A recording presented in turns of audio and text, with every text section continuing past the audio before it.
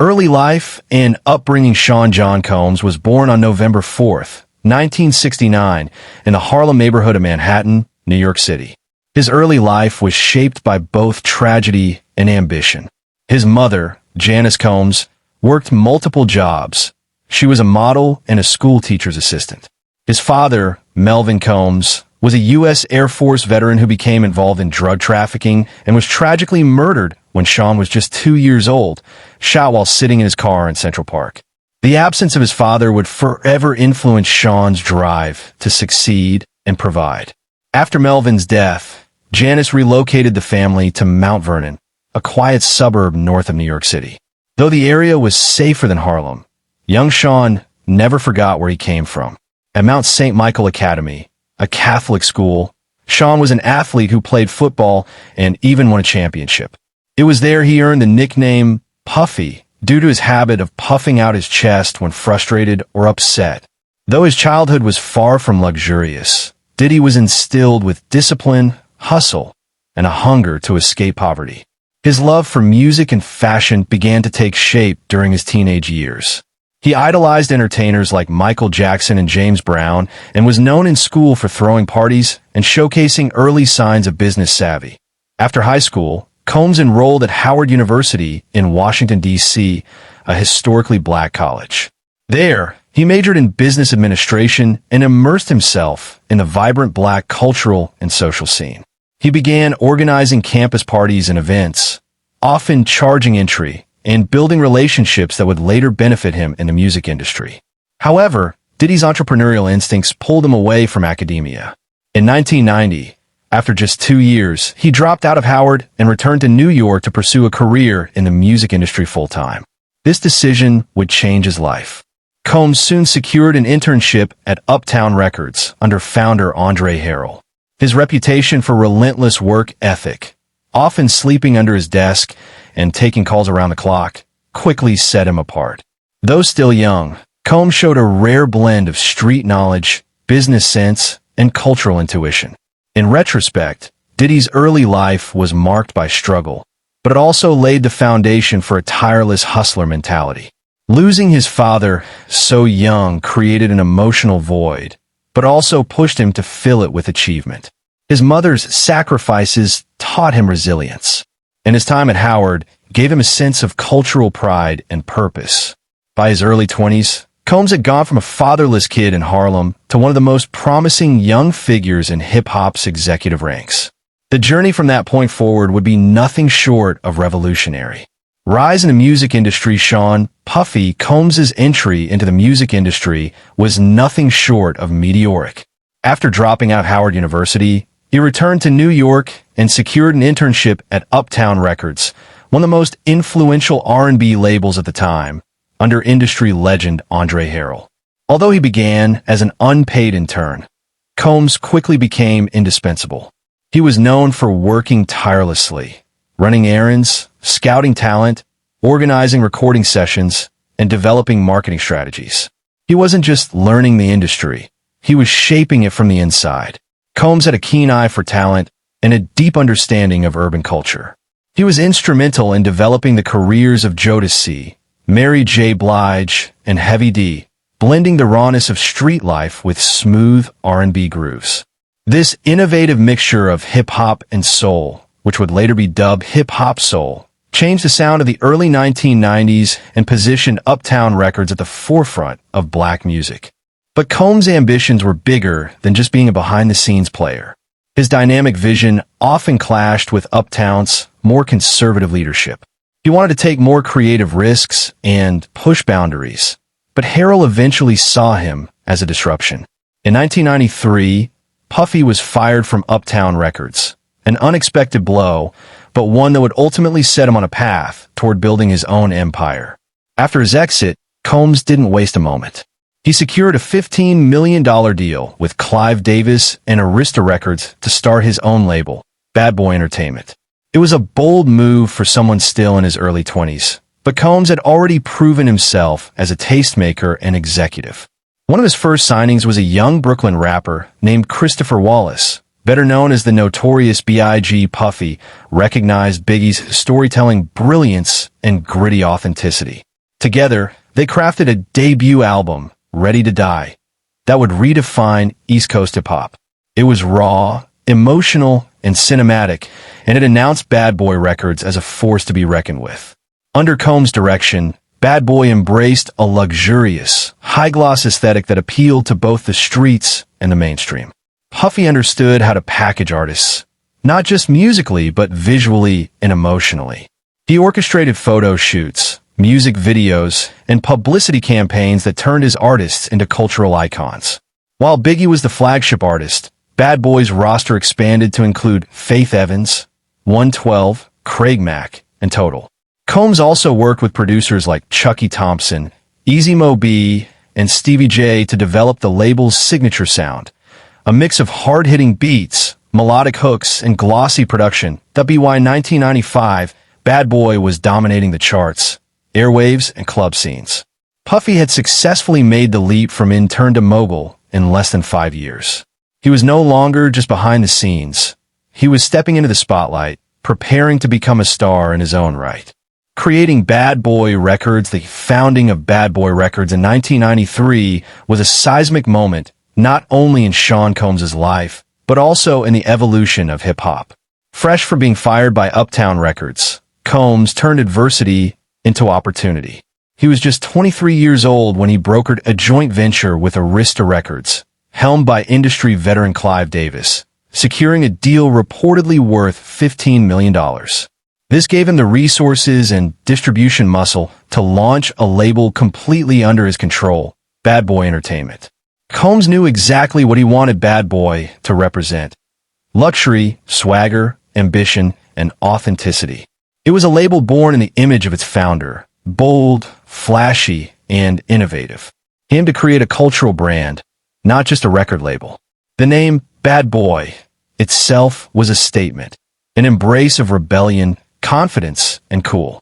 The label's first major release, Craig Mack's Flava in Ya Ear, put Bad Boy on the map in 1994. But it was the follow-up, the release of the Notorious B.I.G.'s debut album, Ready to Die, that cemented the label's place in music history. The album was a gritty yet poetic depiction of life in Brooklyn's rough neighborhoods, and Puffy's glossy production gave it crossover appeal. Songs like Juicy and Big Papa turned Biggie into a superstar and Bad Boy into a cultural powerhouse. What set Bad Boy apart was its 360-degree approach to artist development. Puffy wasn't just producing records. He was orchestrating photo shoots, designing music videos, planning tours, and masterminding marketing strategies. Artists were groomed for stardom. The Bad Boy brand quickly became associated with excellence, luxury, and street credibility. Combs curated a roster of artists that reflected his ambition. Faith Evans, a soulful singer and the first female artist signed to the label. 112, a smooth R&B group. Total, a trio of edgy female vocalists. And later Maze, who would become a leading voice in the late 90s. Under Puffy's leadership, the label produced hit after hit, blending hip-hop and R&B in a way that appealed to diverse audiences. The success wasn't limited to music. Puffy turned the Bad Boy logo, a cartoon of a tough little boy with a cap, into a streetwear icon. The label's aesthetic and merchandising efforts were as impactful as its music. Puffy understood brand building in a way few others did in the pre-digital era. However, success also brought pressure. As Bad Boy rose, it clashed with other rising forces in hip-hop, particularly Death Row Records on the West Coast. What started as competition escalated into one of the most infamous feuds in music history, culminating in the tragic murders of Tupac Shakur and the Notorious B.I.G. in 1996 and 1997, respectively. Despite the tragedy, Bad Boy endured. The label would go on to become one of the most successful independent ventures in hip-hop history, with dozens of platinum and gold records. For Sean Combs, Bad Boy was more than a business. It was proof that he could build a dynasty from scratch, powered by hustle, vision, and fearlessness. His iconic career as a rapper, producer, and entrepreneur, while Sean Puffy Combs made his name behind the scenes as a producer and executive, it wasn't long before he stepped fully into the spotlight as a performing artist and cultural icon. Following the success of Bad Boy Records and the devastating loss of his friend and flagship artist, the Notorious B.I.G., in 1997, Combs transitioned into center stage with a powerful sense of purpose and emotion. That same year, under the name Puff Daddy, he released his debut studio album, No Way Out. It was both a tribute to Biggie and a declaration of resilience. The album's lead single, I'll Be Missing You, featuring Faith Evans and 112, was a heartfelt elegy for Biggie. The song, built around a sample of the Police's Every Breath You Take, became a massive global hit, topping the Billboard Hot 100 for 11 weeks. The album won a Grammy Award for Best Rap Album and sold over 7 million copies worldwide. Combs proved that he wasn't just a producer. He was a full-blown superstar. With his catchy ad-libs, take that, flashy music videos, and high-energy performances, Puff Daddy became synonymous with late 90s hip-hop. His follow-up albums, Forever, 1999, The Saga, Continues, 2001, and Press Play, 2006, continue to chart well, spawning hits like Come With Me, Satisfy You, and Last Night. Over the years, Combs adopted various monikers, P. Diddy, then just Diddy, and eventually Love, aka Brother Love. Each name change reflected an evolution in his image and career. Yet, despite the rebranding, his core identity remained hustler, innovator, showman. As a producer, he helped shape the sound of a generation. His knack for pairing soulful R&B with hard-hitting hip-hop beats helped launch careers and redefine radio playlists. He collaborated with a range of artists, from Mariah Carey to Jay-Z, Nas, Usher, and beyond, proving his musical versatility. But Diddy's impact went far beyond the studio. He was a pioneer in transforming a rapper into a multi-dimensional entrepreneur. He turned his persona into a brand, appearing in commercials, launching endorsements, and hosting MTV's Making the Band, where his role as a no-nonsense, perfectionist mentor became iconic. The show's popularity cemented his place in mainstream pop culture. He also headlined the Bad Boy Reunion Tour in 2016, bringing together classic acts like Maze, Faith Evans, and 112. The tour was both a celebration of the label's legacy and a testament to his lasting relevance in the industry. Combs' ability to pivot between artist, producer, and executive made him a blueprint for future hip-hop moguls. He wasn't just making hits, he was building empires. Through his music, he delivered more than entertainment. He packaged aspiration, luxury, and power into every track and appearance. Whether in a fur coat on stage or in a boardroom negotiating multi-million-dollar deals, Sean Combs mastered the art of being a brand and a boss. His music career didn't just complement his entrepreneurial ventures, it elevated them. Fashion, Sean John, beverages, Revolt TVAs, Sean Combs solidified his place as a music industry mogul. He also began expanding his influence into other sectors. His vision wasn't confined to music. He wanted to own culture itself. And one of the first and most successful steps in that direction was the world of fashion. In 1998, Combs launched Sean John, a men's clothing line that redefined urban fashion. While hip-hop fashion in the 90s often leaned toward oversized jerseys and streetwear, Sean John combined street sensibilities with high-end aesthetics. It was clean, sleek, confident, and it reflected Diddy's own luxurious persona. The brand was an immediate success, embraced by celebrities, athletes, and fans alike. By the early 2000s, Sean John had become a full-fledged fashion powerhouse, with annual revenues exceeding $100 million. In 2004, Combs received one of fashion's highest honors, the CFDA Council of Fashion Designers of America Menswear Designer of the Year Award, a groundbreaking achievement for a black hip-hop artist in a predominantly white industry. Sean John helped break down barriers and open doors for future designer entrepreneurs like Kanye West and Pharrell Williams. But Diddy wasn't done. He entered the beverage industry with a bold move. In 2007, he partnered with beverage giant Diageo to become the brand ambassador and co-owner of Ciroc Vodka. Rather than simply promoting the drink, Diddy negotiated a 50-50 profit-sharing agreement, a move that would become one of his most lucrative business ventures. Through sharp marketing and his personal influence, he turned Ciroc from a little-known vodka brand into a symbol of success, luxury, and nightlife glamour. His campaigns, featuring crystal-clear visuals, all-white parties, and upscale club scenes, redefined what it meant to market alcohol to urban and mainstream audiences. Ciroc's value soared into the billions, and Diddy reportedly made hundreds of millions from the deal. Not stopping there, Combs ventured into media ownership, a long-held dream. In 2013, he launched Revolt TV, a cable television network and digital platform focused on music, culture, and social justice. Revolt was Diddy's response to what he saw as a lack of black-owned, youth-focused platforms that represented hip-hop authentically and boldly. Revolt TV featured music videos, live events, artist interviews, and discussions on race, politics, and culture. More than a business, it was a statement of media independence. Diddy positioned it as a platform for young black creatives and a hub for real-time conversations about culture. These ventures, Sean John, Ciroc, and Revolt, demonstrate Combs' unique ability to build lifestyle brands. He didn't just sell clothes, vodka, or media. He sold aspiration. He turned his taste, style, and persona into marketable, scalable businesses. By the mid-2010s, Combs was more than a musician.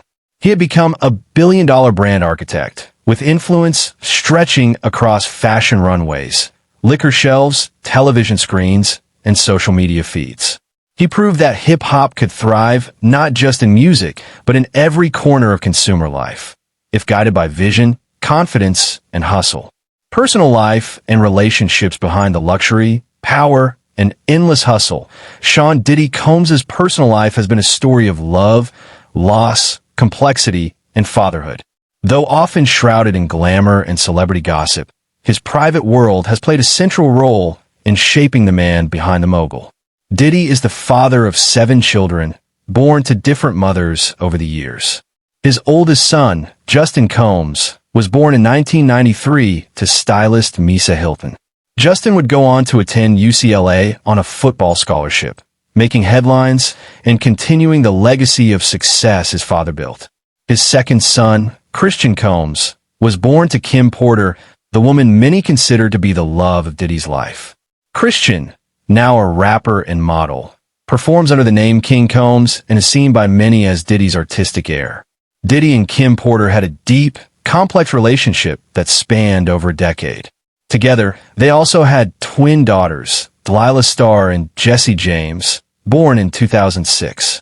Though their romantic relationship had ended by then, they co-parented closely. In addition, Diddy adopted Kim's son Quincy Brown from a previous relationship, raising him as his own. Tragedy struck in 2018 when Kim Porter died unexpectedly of pneumonia at the age of 47. Her death devastated Diddy, who shared raw and emotional tributes to her online. He called her the love of my life and described her as his soulmate, even though their relationship had long transitioned into friendship. Her passing forced Diddy to reassess his priorities, especially regarding fatherhood. He temporarily stepped back from the spotlight to focus on his children, embracing the role of a single dad and publicly committing to being more present. In December 2022, Diddy shocked the world when he announced the birth of his 7th child, a daughter named Love Sean Combs, with cybersecurity specialist Dana Tran. The news came without prior notice and generated considerable media buzz. Diddy embraced the name Love, not just for his daughter, but as part of his personal rebranding. He began referring to himself as Love, aka Brother Love, signaling a more introspective and spiritual phase of life. Over the years, Diddy's love life has also made tabloid headlines. His high-profile romance with Jennifer Lopez in the late 90s made them the most talked-about couple in entertainment. They were both glamorous, powerful, and wildly successful, but their relationship ended following a nightclub shooting in 1999 that embroiled both in controversy. Years later, he had a long-term relationship with singer Cassie Ventura, which lasted over a decade before ending in 2018. Despite his reputation for extravagance and showmanship, those closest to Diddy describe him as a deeply emotional, loyal, and protective father and partner. He has often credited his mother, Janice Combs, for his drive and resilience, calling her the foundation of his family. In public, Diddy is an icon, but in private, he is a man who has grappled with grief, nurtured his children, and chased love, always seeking to balance empire building with emotional fulfillment. Controversies and legal issues for all his fame and fortune, Sean Diddy Combs' journey has been punctuated by a series of controversies, lawsuits, and legal battles that have both challenged and defined his public persona. From nightclub shootings to business disputes, and, more recently, serious legal allegations, Diddy has often found himself at the center of high-stakes drama. One of the earliest and most widely publicized incidents occurred in 1999 when Diddy, then known as Puff Daddy, was involved in a nightclub shooting in Manhattan. A dispute at Club New York led to gunfire that injured 3 people. Combs, accompanied by then-girlfriend Jennifer Lopez and his protege Shine, fled the scene. Diddy was arrested and charged with criminal possession of a weapon and bribery, accused of offering his driver money to take the fall. The trial, held in 2001, was one of the most sensational celebrity court cases of the decade. After weeks of testimony and media frenzy, Combs was acquitted on all charges. Shine, however, was convicted and sentenced to 10 years in prison. The case ended Diddy's relationship with Jennifer Lopez and marked a pivotal moment in his career, forcing him to retreat from the limelight and reassess his image. Over the years, Combs faced a string of other legal challenges. In 2005, he settled a civil lawsuit from a man who claimed to have been assaulted by Combs' entourage. In 2015, he was arrested for allegedly assaulting a UCLA football coach with a kettlebell during an altercation involving his son Justin. Although charges were later dropped, the incident again brought negative attention to his name. More recently, Diddy has become entangled in a storm of sexual assault and abuse allegations. In late 2023, singer Cassie Ventura, his longtime ex-girlfriend, filed a civil lawsuit accusing him of rape, physical abuse, and human trafficking during their relationship. The lawsuit was settled within 24 hours under confidential terms, but it opened the floodgates. Following Cassie's lawsuit, multiple additional accusers came forward in 2023 and 2024, filing lawsuits that described a pattern of violent and coercive behavior. The accusations included sexual misconduct, intimidation, and trafficking claims, many dating back over 2 decades. While Combs has denied all allegations, calling them baseless lies, the lawsuits have drawn significant media coverage and sparked public backlash. In March 2024, federal agents from the Department of Homeland Security raided Combs' homes in Los Angeles and Miami as part of an ongoing investigation into alleged sex trafficking. Videos of armed officers entering his residences circulated online, further intensifying scrutiny. Though no charges have been formally filed as of mid-2025, the investigation remains active, and its outcome could have lasting consequences for Diddy's legacy. The wave of accusations has led several brand partners to distance themselves from him. His reputation, once bulletproof, now faces its greatest test. Despite his decades-long dominance in music, fashion, and media, Diddy now finds himself navigating a volatile chapter, one where his wealth, influence, and legacy hang in the balance. Whether he emerges vindicated or permanently diminished remains to be seen. Legacy and cultural impact. Few figures in entertainment have impacted music, business, and culture as profoundly as Sean Diddy Combs. From a Harlem kid with hustle in his veins to a global mogul with billions in assets and influence, his story is one of ambition, reinvention, and cultural revolution. His legacy, despite the controversies, is undeniable. Diddy didn't just influence hip-hop. He reshaped the definition of a hip-hop artist. Before him, rappers rarely transcended their music. Combs shattered that mold. He was one of the first to turn rap into a lifestyle brand, mixing fashion, luxury, liquor, media, and performance into a singular empire. His mantra, "Can't stop, won't stop," became the unofficial motto of an entire generation of entrepreneurs and creatives. His music label, Bad Boy Records, redefined East Coast hip-hop in the 90s, launching the notorious B.I.G. and producing hits that bridged the gap between street culture and pop appeal. Artists like Faith Evans, 112, and Maze owe much of their careers to the platform Diddy created. He helped push hip-hop into the mainstream, setting a template for others, Jay-Z, 50 Cent, Drake, to follow. As a fashion pioneer, Sean John brought urban style into the department stores and runways, allowing black fashion to command the same space as traditional luxury brands. His success paved the way for today's artist-designer crossovers, from Kanye West's Yeezy to Pharrell Williams at Louis Vuitton. Through Ciroc, he redefined what a brand ambassador could be. He didn't just appear in ads. He built a brand identity around himself. He understood that in the digital era, visibility was currency, and he used it masterfully. His business moves turned him into one of the wealthiest hip-hop artists in history. With Revolt TV, Combs tried to give back to the culture that raised him. It was his effort to provide black-owned media space for unfiltered music, debate, and youth expression. Revolt became a platform for independent voices in an era of mass consolidation, giving artists and activists alike a voice. But perhaps most significantly, Diddy changed how black excellence was perceived. He took the narrative of the struggling rapper and flipped it into one of ownership, luxury, and generational wealth. He didn't ask for a seat at the table. He built his own. He's also contributed philanthropically, donating millions to education, disaster relief, and black colleges like Howard University. He's mentored young artists and business people, constantly preaching self-ownership and ambition. His famous phrase, "We won't stop," is more than a slogan. It's an ethos. Of course, his legacy is now being re-examined in light of ongoing legal allegations. The outcome of those cases may affect how future generations judge him.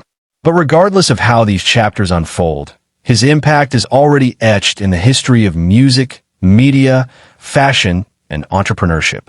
Diddy didn't just chase dreams. He packaged them, sold them, and lived them out loud.